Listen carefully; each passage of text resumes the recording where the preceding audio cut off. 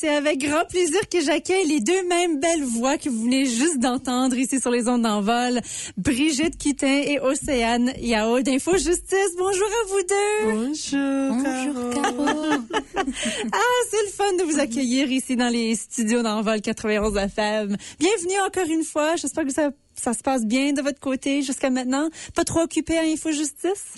Merci, oui, tout va bien. Comme on est à la fin de l'année, donc c'est un peu occupé avec les dossiers que nous essayons de clôturer avant qu'on prenne. Justement. Oui. C'est souvent comme ça. Hein? Oui. Ouais, il faut bien. Comme ça, on peut prendre nos vacances de façon relaxe. C'est ça. C'est ce qu'on souhaite, en tout cas.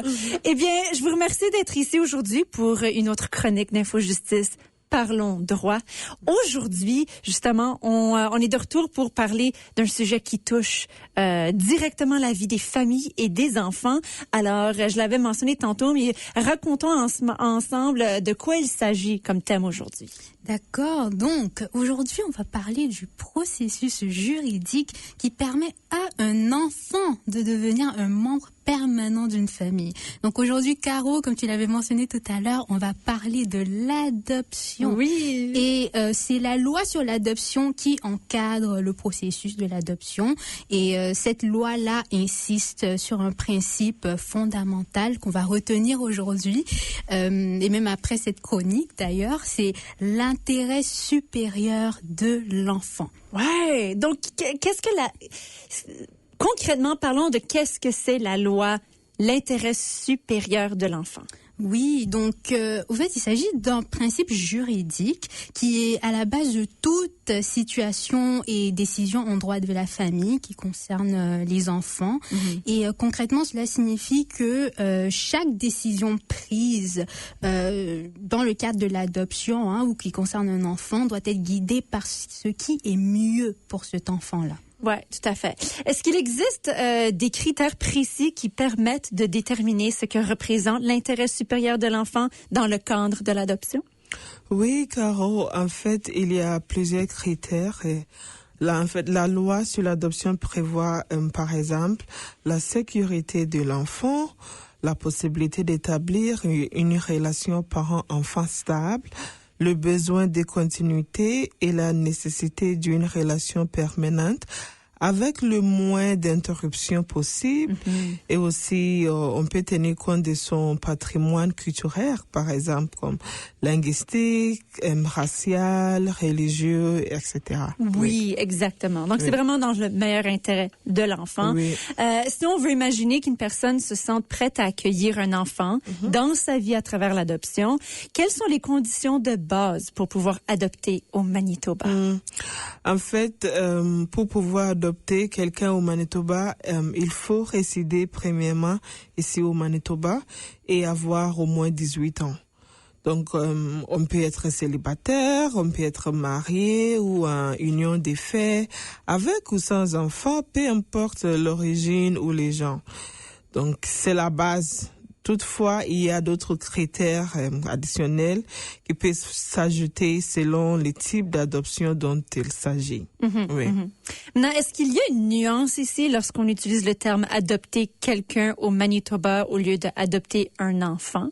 Ah oui, tout à fait, Caro. Il y a une nuance à souligner ici parce que l'adoption ne concerne pas que les enfants. Ouais, c'est intéressant ça. C'est ça, parce qu'il y a la possibilité, dans certaines situations en tout cas, d'adopter un adulte, selon la loi, bien sûr. Ça, je le savais pas. Mais par contre, il y a différents critères que le juge va regarder, mais il faudrait que la personne qui aimerait adopter un adulte soit raisonnablement plus âgée que la personne qu'elle aimerait adopter. Et le juge va également observer, va vraiment analyser la situation pour déterminer s'il y a des motifs raisonnables pour cette adoption. Donc non, quelqu'un ne peut pas simplement adopter un ami ou non, c'est pas comme ça que ça fonctionne. Non, pas du tout. Concrètement, le juge va examiner, par exemple, si la personne qui demande d'adopter l'adulte s'est déjà occupée de cette personne-là, l'avait déjà surveillée, etc., pendant que cette personne était encore mineure. Voilà, donc c'est dans ce genre de situation-là que le juge pourra bien sûr déterminer si cette adoption-là sera possible ou non. D'accord, Voilà. c'est ça, parce que j'étais curieuse dans quel sens est-ce qu'on voudrait adopter un adulte, mais s'il y a déjà une relation là lorsque l'adulte était enfant. Voilà. Je comprends. Est-ce qu'il y a d'autres types d'adoption, justement? Oui, donc il existe plusieurs types d'adoption. D'ailleurs, il y a l'adoption qu'on appelle d'un pupille de l'État. Donc ça, c'est lorsqu'un enfant, a un tuteur qui a l'office de service à l'enfant et à la famille comme tuteur permanent. Voilà. Il y a aussi ce qu'on appelle, qu'on connaît beaucoup, c'est l'adoption internationale, qu'on connaît bien. Donc ça, c'est lorsqu'on vit au Manitoba et qu'on aimerait adopter un enfant qui se trouve dans un autre pays. Voilà. Et il y a aussi l'adoption de fait. Donc ça, c'est lorsque vous avez pris soin d'un enfant et que vous lui avez apporté une aide financière sur une période d'au moins 2 années consécutives. D'accord. Voilà. Il y en a plusieurs, mais il y a aussi ce qu'on appelle l'adoption privée. Et donc ça, c'est lorsque les parents biologiques de l'enfant choisissent eux-mêmes les parents adoptifs de l'enfant. Et rapidement, pour pouvoir confier son enfant à l'adoption, en adoption, il n'est pas nécessaire d'avoir au moins 18 ans. Là, on peut être plus jeune et confier son enfant à l'adoption. Mais si on aimerait adopter l'enfant, comme Brigitte le disait tout à l'heure, il faudrait avoir au moins 18 ans. Exactement. Parlons d'un autre scénario ici. Une famille adoptive souhaite garder un lien avec la famille naturelle de l'enfant. Comment est-ce que ça se passe? Est-ce que ça se passe aussi assez régulièrement? Oui, c'est possible. En fait, la loi prévoit que ce que l'on appelle la communication dans le cadre de l'adoption pour maintenir les relations. Un parent adoptif peut conclure un accord écrit de communication avec le père ou la mère naturelle de l'enfant. Donc, selon la loi, l'enfant doit consentir par écrit à l'accord de communication s'il est âgé d'au moins 12 ans. Ah, c'est ça. D'accord. Et quel type de communication peuvent exister entre la famille naturelle? Alors les parents adoptifs peuvent maintenir des contacts avec la famille naturelle sous forme de visite. Voilà, c'est quelque chose qu'ils peuvent prévoir. Ils peuvent également décider d'échanger des cartes, des lettres ou encore des photos au fil des années. Alors cela peut se faire directement ou par l'intermédiaire d'une agence. Voilà. Et bien sûr, le degré de communication dépendra des accords qui avaient été établis dans l'accord de communication. D'accord. Maintenant, bien sûr, il existe tout un processus quand ça vient à l'adoption, si on veut passer à travers quelques-uns de ceux-là. Oui. En fait, l'adoption suit plusieurs étapes selon les types de choix. Oui. Vraiment, ça va dépendre du type. Et donc, c'est une procédure judiciaire, en fait. Donc, avant de déposer une requête auprès de la Cour du banc du roi, il faut passer par des démarches préliminaires. Donc, par exemple, la demande d'adoption peut être faite auprès d'une agence autorisée ou des services à l'enfant et à la famille au Manitoba, pour commencer. Et il y a des ateliers qui préparent les futurs parents aux besoins affectifs et au développement des enfants. Il y a une évaluation par un travailleur social qui va examiner le foyer, les valeurs, les relations et la capacité d'assumer la parentalité. Aussi, c'est très important.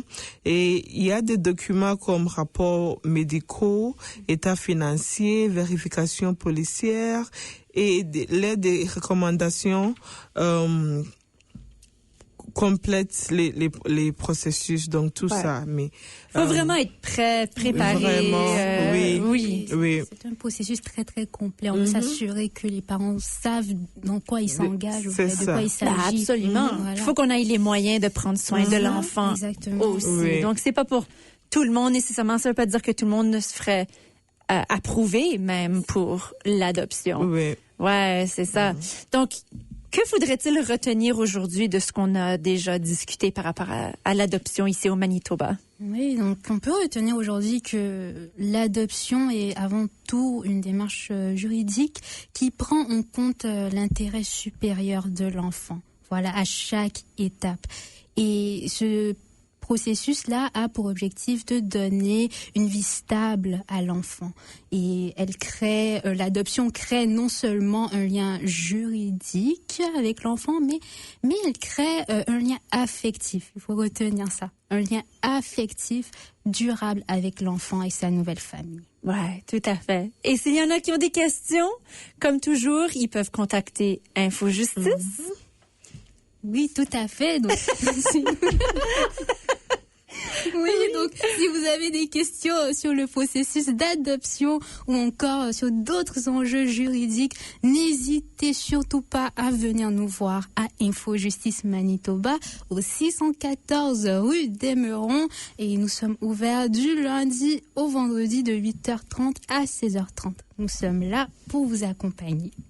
Océane Yao, Brigitte Quitin, toujours un plaisir de vous avoir ici dans les studios d'Envol. Merci beaucoup. Partagé. Merci beaucoup, Caro. Plaisir partagé.